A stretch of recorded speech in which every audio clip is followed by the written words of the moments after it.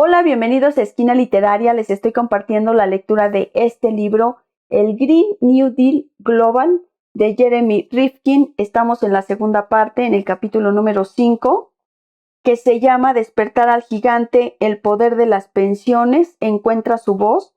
Y hoy vamos a leer el tema de la teoría a la práctica. Empieza la revolución. Espero que les guste. En esta ocasión son los fondos públicos de pensiones de ciudades, comunidades y naciones los que llevan la voz cantante y avanzan más allá de la determinación de los accionistas para controlar y dirigir su vasta inversión de la descarbonización de sus economías.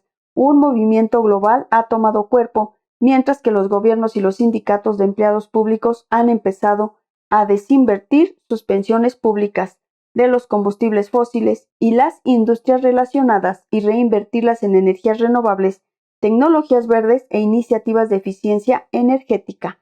En Estados Unidos, la revolución empezó en las universidades y en las escuelas universitarias, con los estudiantes pidiendo desinvertir e invertir al consejo directivo. Bill McKibben, presidente de 350.org, una de las organizaciones líderes del activismo medioambiental, desempeñó un papel central al ayudar a difundir el movimiento. Al principio, solo unos pocos municipios dispersos, en su mayor parte ciudades universitarias, propiciaron el cambio en sus inversiones de fondos de pensiones. Fue un gesto más bien simbólico. Sin embargo, no pasó mucho tiempo antes de que el goteo de inversiones se transformara en una corriente, y ahora está a punto de convertirse en un diluvio. Las ciudades más grandes han dado un paso al frente y se han unido en todo el mundo. Washington, D.C., Copenhague, Melbourne, París, San Francisco, Sydney, Seattle, Estocolmo, Minneapolis, Berlín y Ciudad del Cabo, por citar solo algunas. Hoy 150 ciudades y regiones en todos los continentes han dado pasos para desinvertir sus fondos públicos de pensiones de las viejas energías de los combustibles fósiles y reinvertirlas en renovables, vehículos eléctricos y rehabilitación de edificios de cero emisiones que constituyen la infraestructura de la tercera revolución industrial. El punto de inflexión tuvo lugar en 2018, cuando tanto Nueva York como Londres hicieron valer su influencia. El 10 de enero, el alcalde Bill de Blasio y los fideicomisarios de los fondos públicos de pensiones de la ciudad de Nueva York anunciaron su decisión de desinvertir plenamente en combustibles fósiles a partir de 2023 y de un solo golpe proyectaron a la principal ciudad de Estados Unidos como bandera de la transición mundial hacia la sociedad del Green New Deal. Los fondos de pensiones de los empleados públicos de Nueva York representan a 715,000 afiliados, jubilados y sus beneficiarios, y en su conjunto ascienden a 194,000 millones de dólares. El alcalde dejó claro en una conferencia de prensa que la decisión de desinvertir era tanto ética como financiera. Su mensaje fue implacable. Dijo a los neoyorquinos: Nueva York se alza ante las futuras generaciones como la primera ciudad de Estados Unidos en desinvertir sus fondos de pensiones de los combustibles fósiles. Al mismo tiempo, emprendemos la batalla contra el cambio climático y las empresas de combustibles fósiles que conocían sus efectos, pero intentaron engañar deliberadamente a la gente para proteger sus beneficios. De Blasio prosiguió recordando a los neoyorquinos y al resto de Estados Unidos el daño que la ciudad de Nueva York experimentó cuando el huracán Sandy golpeó de frente sus barrios en octubre del año 2012 y dejó 44 víctimas a su paso y más de 19,000 millones de dólares en daños a la propiedad y a las infraestructuras y en pérdidas de la actividad económica. La gente de todo el mundo aterrada vio por televisión cómo torrentes de agua desbordaban las carreteras, destrozaban ventanas e inundaban grandes almacenes y también el metro. Nueva York es una de las ciudades más vulnerables a los daños a medida que huracanes, tormentas y la subida del nivel del mar ganan en intensidad y frecuencia, y sus ciudadanos empiezan a preguntarse si en la segunda mitad del siglo habrá partes de su ciudad permanentemente sumergidas. La pérdida de vidas y propiedades a medida que la ciudad avanza en el siglo pueden ser incalculables. La decisión de desinvertir, dijo el alcalde, también fue una consideración económica para garantizar la estabilidad y el futuro de la ciudad. La administración del alcalde calculó que el 3% de su cartera, aproximadamente 5,000 millones de dólares, fue invertido en combustibles fósiles y que esos fondos de pensiones recuperados tendrían que distribuirse entre las inversiones de la ciudad y dar prioridad a las energías renovables, la modernización del parque urbanístico y las infraestructuras verdes. La desinversión forma parte de un plan de descarbonización más amplio, conocido como One New York, The Plan for a Strong and Just City. El objetivo es una reducción del 80% en emisiones de gases de efecto invernadero para 2050, en comparación con los niveles de 2005, y ajustar la ciudad a los acuerdos climáticos de París. Sadiq Khan, el alcalde de Londres, también anunció planes para desinvertir 700,000 libras, $903,000, de los fondos públicos de pensiones aún invertidos en energías basadas en el carbono. El alcalde aseguró que la última atadura de la cartera de la ciudad a la industria de los combustibles fósiles pronto sería cercenada, liberándola por completo de inversiones en esta industria. La ciudad también lanzó el Fondo de Eficiencia Energética de la Alcaldía, que invertía 500 millones de libras, 645 millones de dólares, en introducir medidas ecológicas en la vivienda social, universidades, bibliotecas, hospitales y museos.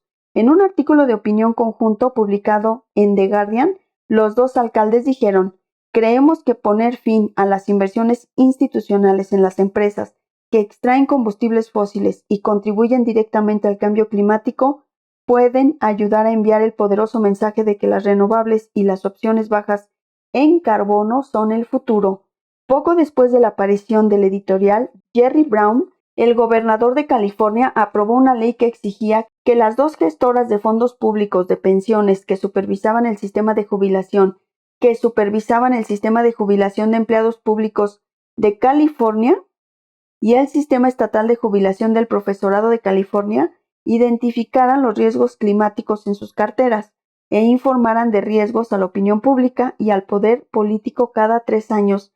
La primera ley de este tipo aprobada por el Parlamento de un estado de Estados Unidos no solo establece una definición legal de los riesgos financieros relacionados con el clima, sino que también define las responsabilidades legales que los planes de pensiones públicos del Estado han de cumplir en sus decisiones de inversión, a la vez que se garantiza que sus opciones de inversión se ajustan al resto de las exigencias legislativas de dicho Estado en materia de cambio climático. Merece la pena repasar algunos pasajes selectos, ya que ofrecen un marco para reevaluar y comprender la responsabilidad fiduciaria de los estados y municipios en todo Estados Unidos e incluso en otros países, a medida que los gobiernos que administran los fondos públicos de pensiones consolidan la financiación del Green New Deal y efectúan la transición de una civilización basada en los combustibles fósiles a una era verde post-carbono.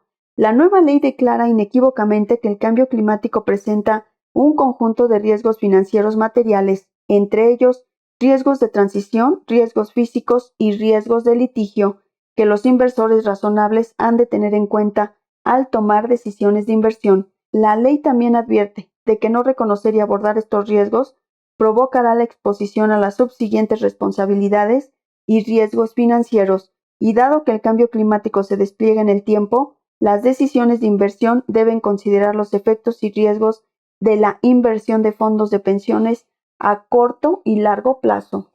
La ley concluye con una nota amarga concebida por dejar claro a los fideicomisarios de estos dos poderosos fondos de inversión que sus decisiones ya no pueden vincularse únicamente a los beneficios a corto plazo, especialmente si se invierte en empresas o industrias cuya propia naturaleza contribuye al cambio climático, dadas las consecuencias potencialmente catastróficas del cambio climático, el coste económico y social del carbono, y la emergente literatura sobre los riesgos financieros materiales del cambio climático. Las juntas de los fondos de pensiones simplemente no pueden ignorar los riesgos climáticos financieros. Hemos de hacer una pausa y comprender el significado de esta nueva ley.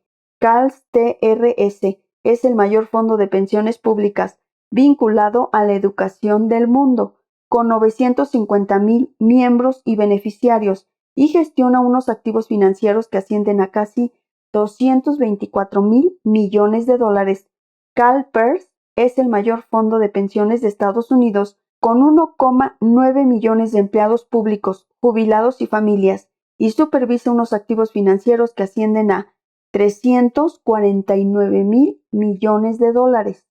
Juntos, ambos megagigantes controlan unos 573,000 millones de dólares en activos, o más de medio billón de dólares invertidos en beneficio de casi 3 millones de empleados públicos, pensionistas y sus beneficiarios. Esta ley ajusta el principio fiduciario que guía las inversiones de los fondos públicos de pensiones y ayuda a los gestores de activos a comprender mejor lo que significa maximizar los rendimientos financieros de los miembros. La visión más bien petulante de la regla del hombre prudente que ha guiado a los fideicomisarios de los fondos de pensiones durante más de 70 años, cuyo único criterio es la obtención de beneficios, no toma en consideración cómo estas inversiones, aunque parezcan prudentes en su inicio, también podrían desencadenar efectos negativos en otras inversiones, con un efecto boomerang que socava la maximización a largo plazo de la cartera de inversión global de los afiliados. Por ejemplo, las inversiones en empresas de energía y compañías eléctricas basadas en combustibles fósiles, cuyas contribuciones a las emisiones provocan el calentamiento global, exacerban la sequía en California y desencadenan incendios forestales que afectan al tendido eléctrico y que provocan falta de energía y caídas de tensión, y destruyen la propiedad y alteran el comercio, pues minan potencialmente las inversiones de los fondos en otras empresas californianas que sufren el impacto de las perturbaciones y las pérdidas. Estos efectos multiplicadores no son teóricos, sino muy reales. PG&E, una eléctrica de la lista Fortune 500, se declaró en quiebra en 2019, cuando las autoridades de California anunciaron que el equipo de la empresa había provocado al menos 17 de los 21 incendios forestales más devastadores que tuvieron lugar en el estado en 2017. Y esto es justamente lo que Randy Parver y yo queríamos decir cuando en The North Will Rise Again declaramos que toda decisión de inversión de los fondos de pensiones, independientemente de su beneficio a corto plazo, tiene consecuencias que han de evaluarse porque pueden socavar el bienestar económico a medio y largo plazo de los trabajadores cuyos fondos están siendo invertidos. Recordemos nuestra acusación de que en el pasado los bancos han invertido los fondos de pensiones públicos y privados de trabajadores que vivían en estados del Nordeste y del Medio Oeste, en empresas que huyeron de esos estados para asentarse en la zona del Cinturón del Sol, poco propicia al sindicalismo o incluso en naciones de Asia, con un menor coste laboral. Esto ha ocurrido constantemente entre las décadas de 1960 y 1990, con lo que se ha empobrecido a millones de empleados y a sus familias, comunidades y estados. Probablemente no haya un solo trabajador vivo que en retrospectiva crea que las inversiones realizadas por los fideicomisos de los fondos fueron prudentes, aunque arrojaron unos beneficios decentes. Invertir hoy en empresas e industrias fundamentalmente responsables de emitir gases que forman el calentamiento global, es una decisión del mismo tipo, una inversión prudente. Cuesta justificarlo. Para que no quede ninguna duda del cambio fundamental que ha tenido lugar en la inversión y la evaluación de los fondos de pensiones públicos y privados, el gobierno británico, la quinta economía del mundo en 2018, puso a prueba lo que constituye una inversión prudente. En junio de 2018, el Departamento de Trabajo y Pensiones del gobierno británico, DWP por sus siglas en inglés, estableció nuevas regulaciones al mismo tiempo que California. Las regulaciones decretan cómo han de ser evaluadas las futuras inversiones de los fondos de pensiones públicas, los 1,5 billones de libras que la nación atesora en activos.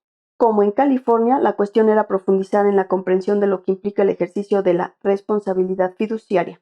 Al definir las nuevas directrices, Esther McVeigh, la secretaria de Estado para el DWP, dejó a un lado los tecnicismos y las referencias codificadas para hablar directamente al pueblo británico y especialmente a los jóvenes. Dijo: cuando vemos a la generación más joven preocuparse por dónde se invierte su dinero, también descubrimos que cada vez exigen más que sus pensiones se inviertan de acuerdo con sus valores.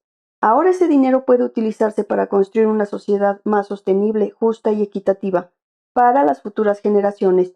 Las regulaciones incluyen una advertencia a los fideicomisarios de los fondos de pensiones para que incluyan el cambio climático como una cuestión específica al tratarse de un riesgo sistémico y transversal, que no solo influye en los riesgos y las oportunidades medioambientales, sino también en consideraciones sociales y de gobierno, a lo que hay que añadir que el compromiso del Reino Unido con el Acuerdo de París sobre cambio climático demuestra que el gobierno considera que esta cuestión es un problema relevante. Algunos leerán estas recomendaciones y llegarán a la conclusión de que el gobierno se limita a lucir músculo regulatorio para imponer su propia voluntad ideológica a los fideicomisarios de los fondos de pensiones y a millones de empleados públicos. De hecho, lo que ocurre es lo contrario. En muchos ejemplos, son los sindicatos de empleados públicos los que presionan a los gobiernos para sentarse a negociar. Unison es el mayor sindicato británico, con 1,3 millones de afiliados que trabajan en los sectores privado y público del gobierno local, la educación, el Servicio Nacional de Salud y el sector de la energía. Tras descubrir que los gobiernos locales del Reino Unido habían invertido 16,000 millones de libras, 20,600 millones de dólares, en la industria de los combustibles fósiles, en su convención nacional, Unison tomó la decisión de movilizar a sus afiliados en toda la nación en una campaña para presionar a los gobiernos locales en la desinversión de sus carteras de fondos de pensiones, en combustibles fósiles y reinvertir en energías verdes y otras inversiones socialmente responsables. El secretario general de Unison, Dave Prentice, dijo en una carta abierta a los afiliados que, de acuerdo con la ley, la decisión de desinvertir, adoptada por razones financieras, como la perspectiva de que los activos de BP, Shell, etc., se dejaran abandonados en el subsuelo y por lo tanto serán inútiles, es razonablemente aceptable para un fondo de pensiones. En julio de 2018, Irlanda se convirtió en el primer país en anunciar que desinvertiría todos los fondos públicos de pensiones de las empresas de combustibles fósiles en 5 años. El Parlamento irlandés aprobó una ley que obliga al Fondo de Inversión Estratégica de Irlanda, que supervisa la inversión de 8,900 millones de libras, 10,400 millones de dólares, de fondos del gobierno para desinvertir los 318 millones de libras que el país invierte en la industria global de combustibles fósiles. Justo 8 meses después, en marzo de 2019, Noruega hizo temblar a la comunidad financiera cuando el gobierno anunció la recomendación de desinvertir sus fondos de riqueza soberana de sus antiguos productores de gas y petróleo. Noruega es el mayor productor de petróleo de Europa Occidental y sus fondos de riqueza soberana son los mayores del mundo. El mensaje era claro: Noruega está empezando a salir. En los países cuyos gobiernos han hecho oídos sordos o han propuesto la creación de protocolos para desinvertir en combustibles fósiles, los sindicatos de empleo público han asumido la misión de anunciar unilateralmente la desinversión de los fondos de pensiones de sus afiliados. En Corea del Sur, la 11ª economía del mundo en 2018, el 46% de la electricidad sigue siendo suministrada por el carbón. Frustrados por la intransigencia del gobierno, las pensiones del profesorado y el sistema de pensiones de funcionarios del gobierno, con un total de 22,000 millones de dólares en activos combinados bajo su gestión, anunciaron su compromiso de dejar de invertir en nuevos proyectos relacionados con el carbón y reinvertir los fondos sacados de estos proyectos en energías renovables, con la esperanza de suscitar un compromiso similar por parte de otras fuentes de inversión y la acción del gobierno en lo relativo a desinversiones, mientras municipios, regiones, gobiernos nacionales y sus fondos de inversión pública se ponen rápidamente al día y desinvierten en la industria de los combustibles fósiles y reinvierten en energías verdes. Algunas de las mayores aseguradoras del mundo no les van a la saga, y por buenas razones. 18 de ellas, en su mayor parte en Europa, con activos al menos de 10,000 millones de dólares cada una, han empezado a desvincularse de la industria de los combustibles fósiles. Muchas de las grandes aseguradoras, AXA, Munich Re, Swiss Re, Allianz y Zurich, han limitado o eliminado los proyectos relacionados con el carbón. AXA y Swiss Re también han limitado la cobertura a los proyectos vinculados con el alquitrán. Sin embargo, solo 2 de las principales aseguradoras estadounidenses, AIG y Farmers, han modificado sus estrategias de inversión en respuesta al cambio climático, lo que resulta notable si tenemos en cuenta que durante años la costa oeste del país ha sido devastada por sequías e incendios forestales inducidos por el cambio climático. con unas pérdidas aseguradas de 12.900 millones de dólares solo en 2017. Texas y los estados del sudeste como Luisiana, Florida, Mississippi, Georgia, Carolina del Sur, Carolina del Norte y Virginia han sido golpeados por huracanes, y los estados del medio oeste como Nebraska, Iowa, Wisconsin y Missouri han padecido las inundaciones más graves en 1000 años, provocadas por el cambio climático en la pasada década, con pérdida de vidas humanas y graves daños a la propiedad. Sin embargo, sospecho que la realidad del impacto del cambio climático obligará a las compañías de seguros estadounidenses a desinvertir invertir en los próximos 2 o 3 años. El paso atrás de los administradores de fondos de pensiones públicos y privados, que se muestran reacios a desinvertir en la industria de los combustibles fósiles y otras industrias conectadas, normalmente se centra en el deseo de no comprometer los beneficios de la inversión para satisfacer la demanda de una inversión socialmente responsable, que, aunque de propósito noble, no suele funcionar tan bien en el mercado. Este argumento a menudo se alinea con la advertencia de la responsabilidad infrafinanciada a largo plazo de los fondos de pensiones en todo el mundo, y sugiere que lo último que los fideicomisarios quieren hacer es invertir en fondos socialmente responsables, cuyo rendimiento es bajo, y reducir así el beneficio de los trabajadores. Es cierto que tradicionalmente los fondos de pensiones han estado infrafinanciados, pero como se ha sugerido antes, esto es así porque en cierta medida los bancos y otras instituciones los han utilizado como reservas cautivas para invertir en acciones de bajo rendimiento y reforzar así su propio balance de cuentas.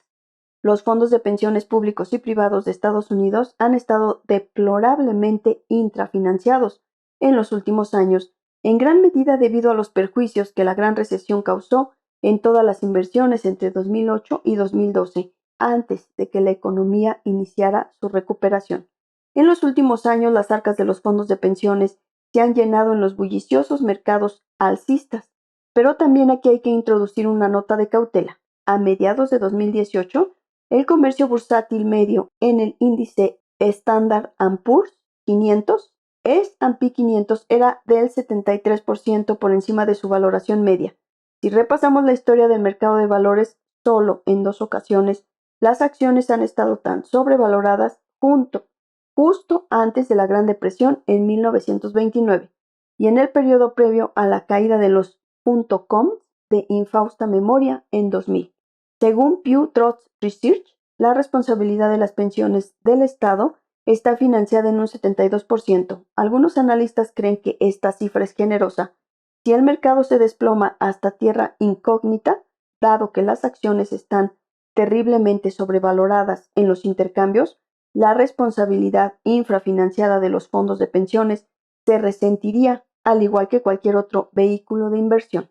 Donde el argumento en contra de la desinversión de los fondos de pensiones en combustibles fósiles descarrila completamente es en la cruda realidad, donde las acciones del gas y del petróleo gozan de la dudosa distinción de ser uno de los sectores con peor rendimiento del S&P 500. Sin duda, no es un buen argumento para seguir invirtiendo en combustibles fósiles.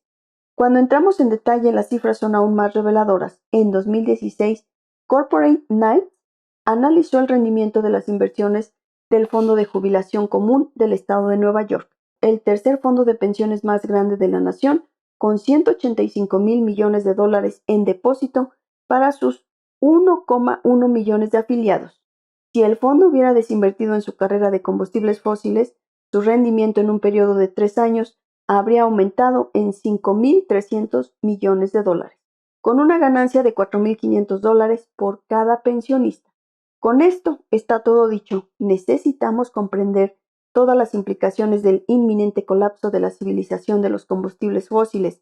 Los ecologistas y los activistas en pro de la justicia social llevan décadas luchando contra el poder económico que la cultura de los combustibles fósiles ha ejercido en el mercado global, el gobierno de la sociedad y nuestro propio estilo de vida. En los últimos años nos ha ido aterrando el daño causado por el sector de los combustibles fósiles y las industrias relacionadas, que nos ha llevado al precipicio de un cambio climático desbocado y nos coloca a las puertas de la extinción.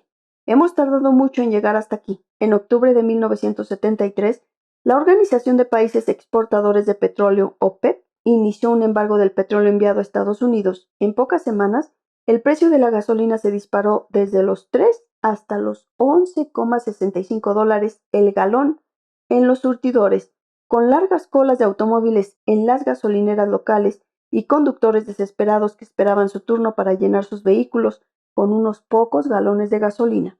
Por primera vez la gente de a pie percibió la pesada zarpa de las grandes petroleras y las acusó de ser cómplices de las naciones de la OPEP y de aprovecharse del embargo y disparar el precio de la gasolina para garantizarse unos beneficios récord en la crisis. La ira de la gente hervía en los barrios de todo Estados Unidos con el 200º aniversario del motín del té. A pocas semanas, la comparación entre la Compañía Británica de las Indias Orientales de hace 2 siglos y las grandes petroleras de hoy encontró un amplio eco.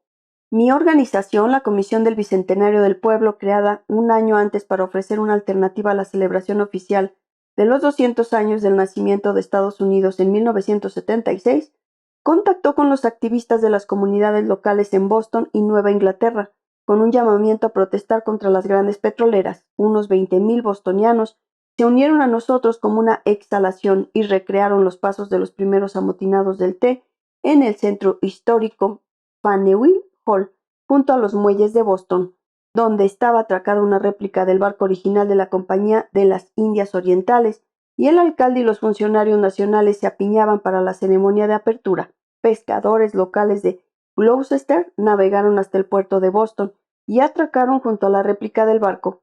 Treparon a los mástiles y arrojaron bidones vacíos de petróleo al puerto, mientras miles de manifestantes coreaban «Veto a Exxon» y «Petróleo sucio, mundo contaminado». Iniciaron lo que The New York Times llamaría el motín del petróleo de Boston de 1973. En su edición del día siguiente fue la primera protesta contra las grandes petroleras en Estados Unidos, hasta donde sabemos, pero no sería la última. Tras 40 años de protestas contra las grandes empresas del petróleo en todo el mundo, de pronto las cosas están cambiando. El sector de los combustibles fósiles, antaño aparentemente invencible, se está desmoronando rápidamente ante nuestros ojos. Está sucediendo a una velocidad y una escala que apenas habríamos podido imaginar hace unos años. Aunque aún tendremos que estar alerta en relación con la industria del petróleo, también tendremos que empezar a construir rápidamente una cultura verde a partir de las cenizas. Necesitamos financiar una transición hacia una economía de carbono cero y movilizar la respuesta del gobierno en toda comunidad y región a fin de acceder a una era ecológica. Necesitamos un Green New Deal en Estados Unidos y en todo el mundo. Con esta lectura terminamos el capítulo número 5 de este libro, El Green New Deal Global, de Jeremy Rifkin. Los espero en el próximo video para continuar. Muchas gracias por escuchar.